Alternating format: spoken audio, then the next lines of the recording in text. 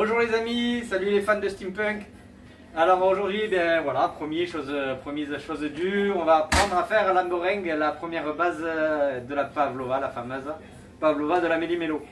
Donc pour faire une meringue, du moins la fameuse meringue, vous allez savoir mon secret. Préparez-vous, tendez bien vos oreilles et approchez-vous. Donc la base, bien sûr un batteur parce qu'à la main c'est long, hein, donc un batteur. Après moi pour ma recette je fais 30 meringues, donc j'ai 8 blancs d'œufs, tac tac tac, vous le voyez, 8 blancs d'œufs.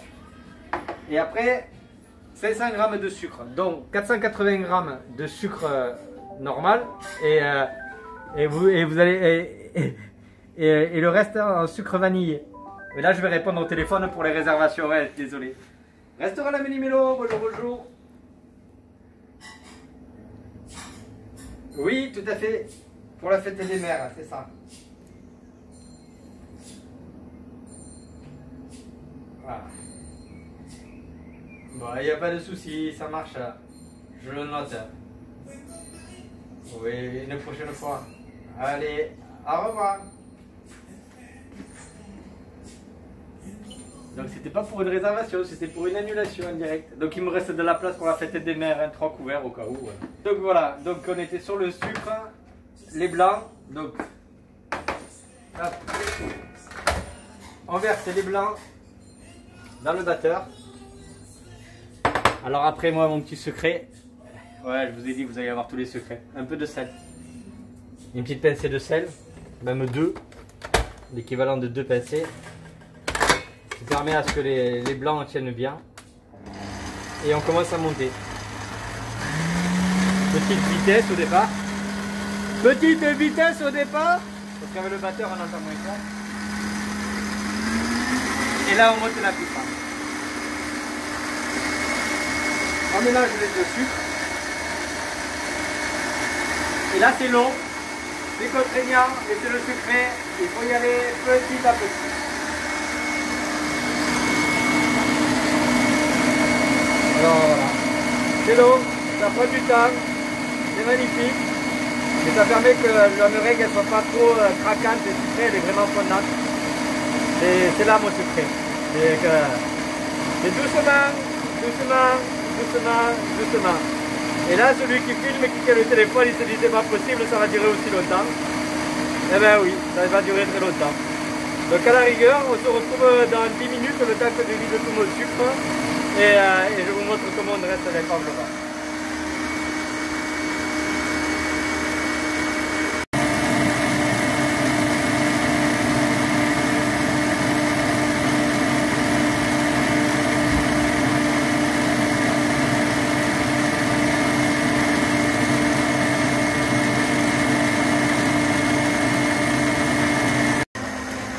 On est toujours là, un quart d'heure plus tard, on arrive à la fin, c'est bientôt fini.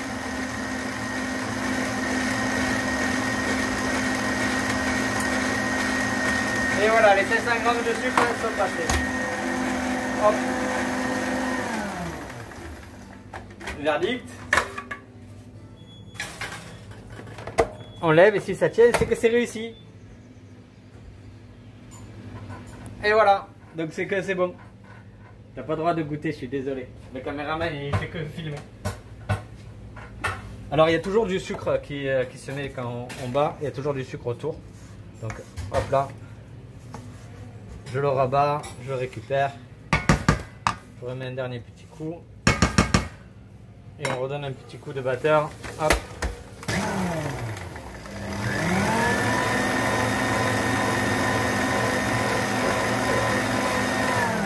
Et voilà.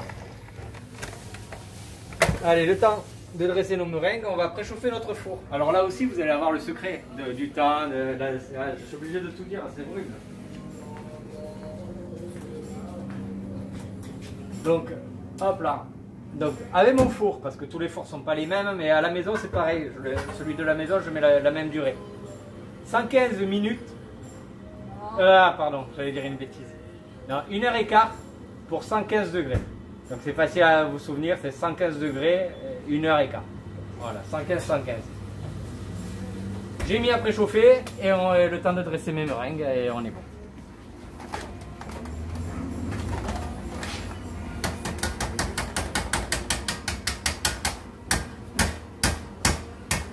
Alors depuis qu'il y a les masques, c'est chiant parce qu'on ne peut plus vraiment goûter. Bon, bien que, allez, on va dire juste...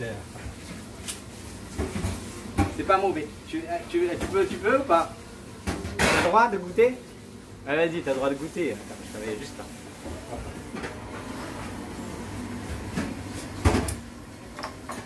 Stan, tu veux faire une pause pour filmer, pour goûter?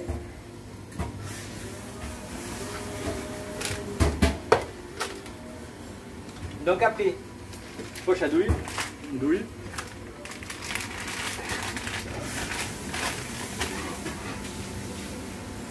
Et on remplit la poche à douille.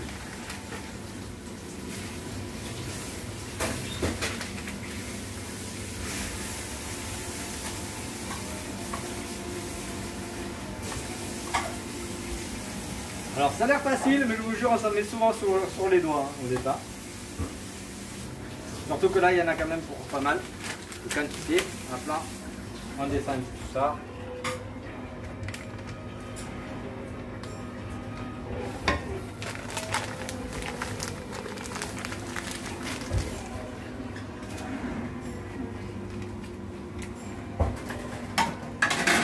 Et après, sur des petites grilles de cuisson, on a mis à l'intérieur des petites feuilles de cuisson.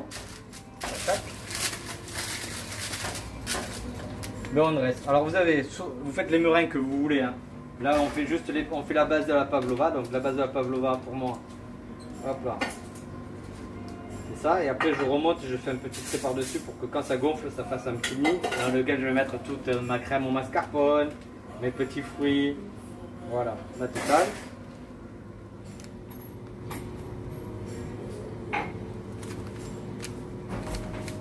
Voilà, filmer de près on voit mieux. La technique. La technique.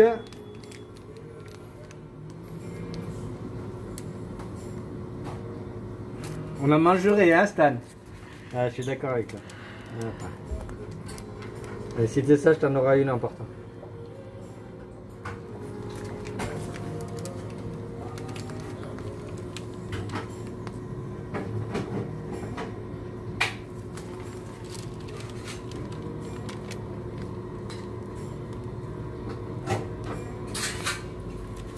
Après vous pouvez vous amuser, hein, vous pouvez faire juste des petites pointes comme ça. J'aime bien parce que ça me fait ça souvent, je le mets avec le café. Les clients ils sont contents. Et les clients qui sont contents, ben, ils reviennent. Là.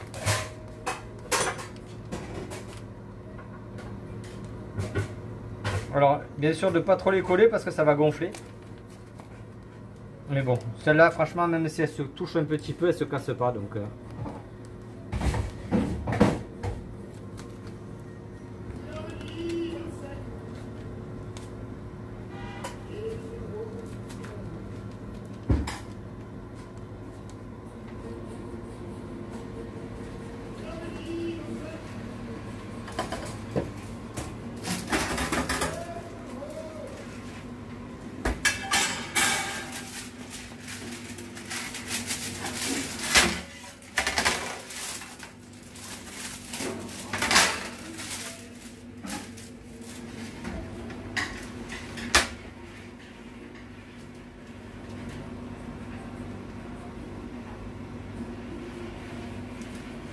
Une petite pensée pour Mika qui est loin et qui malheureusement aime bien ça. Mais je fais pas de livraison jusqu'en Espagne, Mika. Ça viendra bientôt. Là, je me permets d'intervenir alors que je me retenais jusqu'à maintenant. Il y a énormément de personnes un peu partout et pas que Mika qui attendent vraiment de pouvoir venir. De pouvoir venir. La pavlova, c'est vraiment emblématique, mais pour pouvoir regoûter votre compagnie. En plus, c'est un dessert qui date vraiment d'il y a longtemps et d'une époque de la fameuse Anna Pavlova. Donc l'histoire remonte à un chef cuisinier qui, de Nouvelle-Zélande qui avait le plaisir de recevoir Anna Pavlova à sa table. Et donc il a créé un dessert très léger, aérien, un peu sur le thème de la danse du tutu. Donc la meringue, c'était sa base. Et après, à la base, lui, il avait rajouté des fruits de Nouvelle-Zélande par-dessus. Nous, on l'a créé avec des versions un peu glacées des fois, où on y rajoute de la glace, notre crème au mascarpone par-dessus. Et là, en ce moment, ce week-end pour la fête des mères, ça sera avec je vous posterai une photo via le site avec la version de la fête des mères où on y mettra des fraises, des cerises parce que c'est le moment des cerises. C'est le temps des cerises. Oui. Et quelques framboises. Voilà, ça sera le dessert de la fête des mamans de ce week-end. Et une fois qu'on a préparé, c'est simple, on ouvre le four et on met dans le four. Et si tout va bien, ça dure 1h15. Et pour ceux qui ont de la chance, comme Stan, quand on les a préparés un peu en avance, ça donne ça à la fin. Voilà, comme ça Stan il pourra repartir avec une. Et voilà. Et voilà, une fois fini, ce que ça donne. Donc je vous souhaite à toutes et à tous un très bon appétit. Et on vous espère vraiment vous retrouver bientôt sur le quai Miredam pour le festival.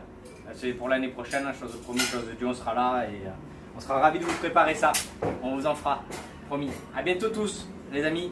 Ciao, ciao.